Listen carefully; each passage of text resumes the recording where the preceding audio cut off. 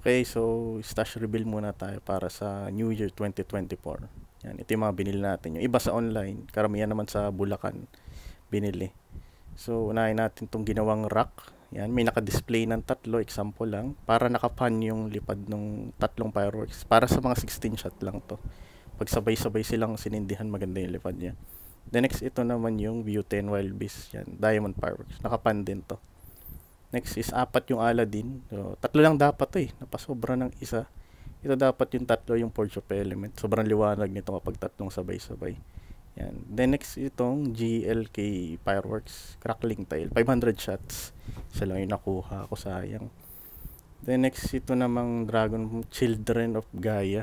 Yan, 50 shots. Pan din yun eh. Then ito naman yung Aerial Symphony. Symphony ba? Hindi ko na. Yung Coco yung flavor niya. Next is itong LF. Star Tracker, 7 shots. Tapos ito naman yung triple shot ng Dragon Fireworks Finale. Then meron tayong 3-inch, dalawang brand to, Star Mines. Yan yung hawak ko ngayon, Star Mines to eh. Sa Bulacan to binili. Itong dalawang kahon na to, Star Mines to. Yan. Then next, ito naman yung sa Lazada ko binili. Ang tawag dito yan eh, Cebu Jaguar Fireworks. Maganda naman yung nakikita ko sa YouTube. Tingnan lang natin kung ano magiging itsura niya in reality. So yan. So may paglalagyan ako nitong mga 3-inch. May ginawa din akong rack. Lagayan para sa mga 3-inch mortar. Yan. Para nakapan din yung mga 3-inch natin pag sinindihan. Tapos itong mortar na to, yan, yung kulay itim na yan.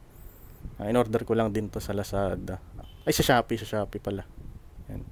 Late ko na nalaman, may kasama palang mortar yung 3-inch sa Cebu. Ay, sa Bulacan pag na-order.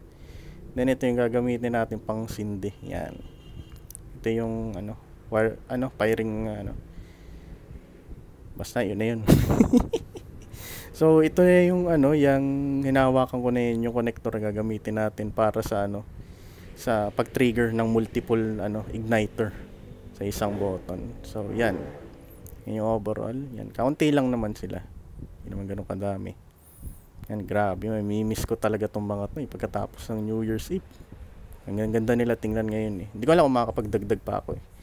Tingnan na lang natin sa mga darating pang araw. Tapos, nga pala, pwede nyong isuggest sa comment section kung ano pa yung magandang lineup na pwede ditong ilagay sa rack.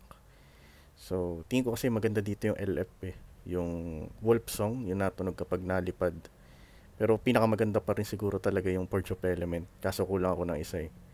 Yan, so nakapan sila kapag sinindihan gamit yung firing system.